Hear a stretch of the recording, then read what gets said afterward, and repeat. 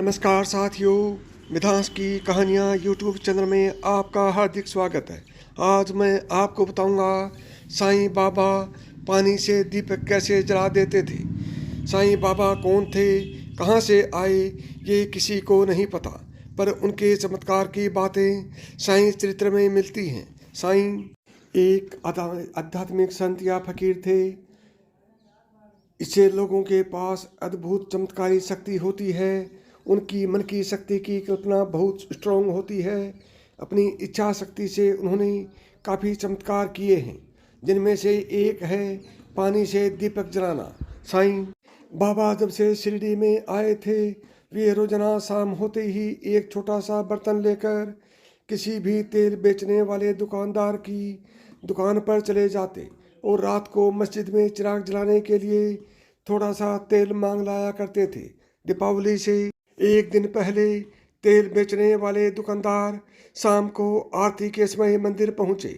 साईं बाबा के मांगने पर वे उन्हें तेल अवश्य दे दिया करते थे, परंतु साईं बाबा के बारे में उनके विचार कुछ अच्छे नहीं थे। उन्हें साईं बाबा के पास मस्जिद में जाकर बैठना अच्छा नहीं लगता था। वहाँ का वातावरण उन्हें अच्छा नहीं लगता था। वह उनकी भावनाओं से मेल नहीं खाता था। शाम को दुकान बंद करने के बाद वह मंदिर में पंडित के साथ गप्पे मारना, दूसरों की बुराई करना अच्छा लगता था। साईं बाबा की निंदा करने पर पंडित जी को बड़ा आत्मसंतोष प्राप्त होता था। देखा भाई, कल दीपावली है और शास्त्रों में लिखा है कि दीपावली के जिस घर में अंधेरा रहता है वहाँ लक्ष्मी नहीं आती है। जो भी लक्ष्मी का थोड़ा बहुत अंश उस घर में होता है वह भी चला जाता है। सुनो, कल जब साईं बाबा तेल मांगने आए तो उन्हें तेल ही न दिया जाए। वैसे तो उनके पास सीधी विधि कुछ है नहीं, और यदि होगी भी तो कल दीपावली के दिन मस्जिद में अंधेरा रहने के कारण लक्ष्मी उसका साथ छोड़कर चली जाएगी। यह तो आपने मेरे मन की बात कह दी पंडित जी। हम लोग भी कुछ ऐसा ही सोच रहे थे। हम कल साईं बाबा को तेल नहीं देंगे, एक दुकानदार ने कहा। मैं तो सोच रहा हूँ कि तेल बेचा ही न जाए। पूरा गांव उसका शिष्य बन गया है और उसकी जय जयकार करते नहीं थकते। गांव में शायद ही 2-4 के घर इतना तेल हो कि कल दीपावली के दिए जला सकें। बस हमारे 4-6 घरों में ही दिए जलेंगे। दूसरे दुकानदार ने कहा, हाँ यही ठीक रहेगा। पंडित जी तुरंत बोले, सचमुच तुमने बिल्कुल ठीक कहा है। मैंने तो इस बारे में सोचा भी नहीं था। फिर यह तय हो गया कि कल कोई भी दुकानदार तेल न बेचेगा, चाहे कोई कितनी ही कीमत क्यों न दे। अगले दिन शाम को साईं बाबा तेल बेचने वाले की दुकान पर पहुँचे। उन्होंने कहा, सेठ जी आज दीपावली है, थोड़ा सा तेल ज़्यादा दे देना। बाबा, आज तो तेल की एक बूंद भी नहीं है, कहाँ से दूं? सारा तेल कल ही बिक गया। सोचा था कि सुबह को जाकर शहर से ले आऊँगा। त्योहार का दिन होने के कारण दुकान से उठने की फुर्सत ही नहीं मिली। आज तो अपने घर में भी जलाने के लिए तेल नहीं है। दुकानदार ने बड़े दुखी स्वर में कहा। साईं बाबा आगे बढ़ गए। तेल बेचने वाले सभी दुकानदार ने यही जवाब दिया। साईं बाबा खाली हाथ लौट आए। तभी एक कुम्हार जो उनके शिष्य था, उन्हें एक टोकरी दिए दे गया। साईं बाबा के मस्जिद खाली हाथ लौटने पर उनके शिष्यों को बड़ी निराशा हुई। उन्होंने बड़ी खुशी के साथ दीपावली के कई दिन पहले से ही मस्जिद की मरम्मत पुताई आदि करवाना शुरू कर दी थी। उन्हें आशा थी कि अब की बार मस्जिद में बड़ी धूमधाम के साथ दीपावली मनाएंगे। रात भर भजन कीर्तन होगा। कई शिष्य अपने घर चले गए, पर घर से पैसे और तेल खरीदने के लिए चल पड़े। वह जिस भी दुकानदार के पास तेल के लिए पहुंचते, वह यही उत्तर देता कि आज तो हमारे घर में भी जलाने के लिए तेल की एक बूंद भी नहीं है। सभी शिष्य भक्तों को निराश के साथ बहुत दुख भी हुआ। वे सब खाली हाथ मस्जिद लौट आए। बाबा, गांव का प्रत्येक दुकानदार यही कहता है कि आज तो उसके पास अपने घर के लिए जलाने के लिए भी तेल की एक बूंद भी नहीं है। तो इसमें इतना ज़्यादा दुखी होने की क्या बात है। दुकानदार सत्य ही तो कह रहे हैं। सच में ही उनकी दुकान और घर में आज दीपावली की रात को एक दिया तक जलाने के लिए तेल की एक बूंद भी नहीं है। दीपावली मनाना तो उनके लिए बहुत दूर की बात है। साईं बाबा ने मुस्कुराते हुए कहा और फिर मस्जिद के अंदर बने कुएं पर जाकर उन्होंने कुएं से एक घड़ा पानी भरकर खींचा। भक्त चुपचाप खड़े उनको यह सब करते देखते रहे।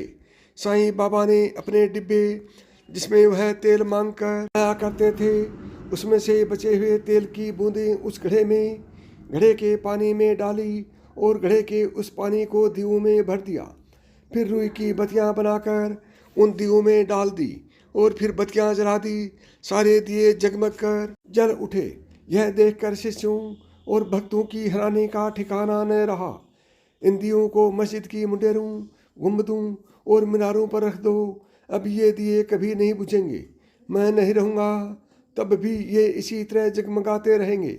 साईं बाबा ने वहाँ उपस्थित अपने शिष्यों और भक्तजनों से कहा और फिर एक पल रुककर बोले, आज दीपावली का त्योहार है, लेकिन गांव में किसी के घर में भी तेल नहीं है।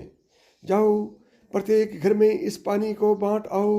लोगों में कहना कि दिए में बत्ती डालकर जला दें। दिए सुबह सूरज निकलने तक जगमगाते रहेंगे। बोलो साईं बाबा की जय। सभी शिष्यों और भक्तों ने साईं बाबा का जयकारा लगाया और घड़ा उठाकर गांव में चले गए।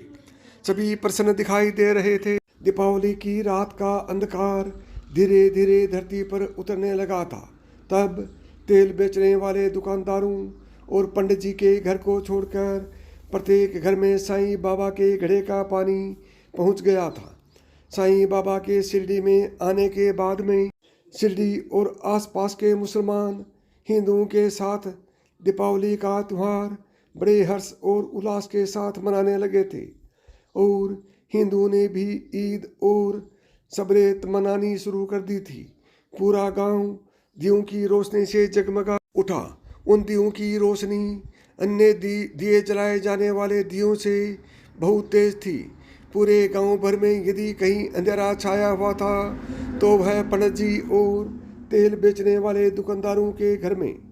दुकानदार मारे आश्चर्य के परेशान थे कि कल शाम को तो जो बर्तन तेल से लबालब भरे हुए थे उस समय बिल्कुल खाली पड़े थे, जैसे उनमें कभी तेल भरा ही न गया हो। यही दशा पंडित जी की भी थी।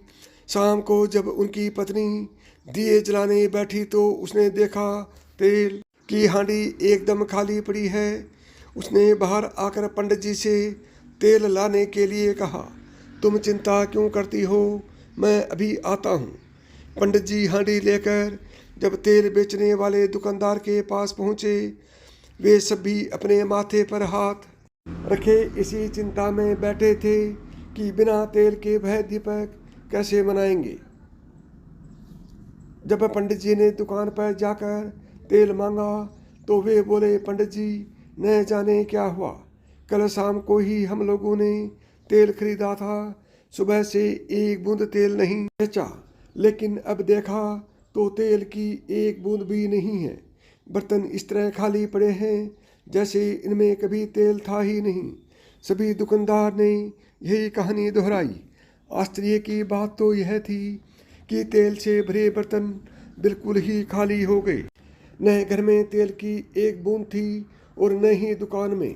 पूरा गांव रोशनी से जगमगा रहा था। केवल तेल बेचने वाले दुकानदारों और पंडित जी के घर में अंधकार छाया हुआ था। यह सब साईं बाबा की ही करामात है।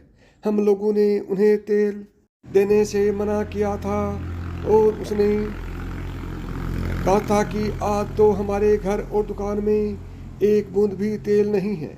एक दुकानदार ने कहा, चलो बाबा के पास चलकर उनसे माफ़ी मांगें। फिर तेल बेचने वाले सभी दुकानदार साईं बाबा के पास पहुँचे, उनसे माफ़ी मांगने लगे। बाबा, हम आपकी महिमा को नहीं समझ पाए, हमें क्षमा करें, हम लोगों से बहुत बड़ा अपराध हुआ है, हमने आपसे झूठ बोला था।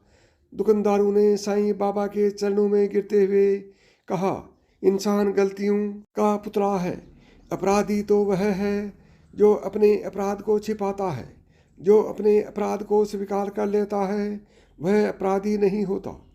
तुमने अपराध नहीं किया, साईं बाबा ने दुकानदारों को उठाकर सांत्वना देते हुए कहा और फिर उनकी ओर देखते हुए बोले, दाता अभी उस घड़े में थोड़ा सा पानी है, उसे इन लोगों के घरों में बांट आओ और सुनो पंडित जी के घर भी दे आना। उन बेचारों के घर में भी तेल की एक बूंद भी नहीं है। दाता सभी दुकानदारों के घरों में घड़े का पानी बांट आया, परंतु पंडित जी ने लेने से इनकार कर दिया। सारा गांव दियों की रोशनी से जगमगा रहा था।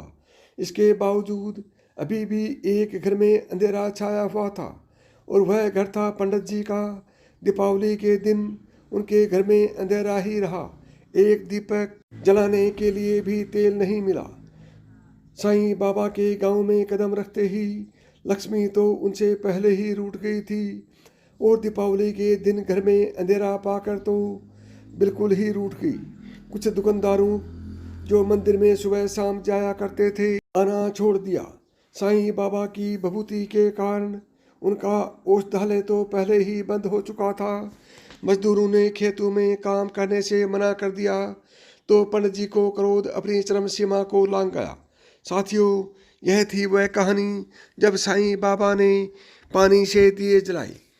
यदि आपको यह कहानी पसंद आई हो तो अभी सब्सक्राइब करें। नमस्कार दोस्तों, जय साईं बाबा की।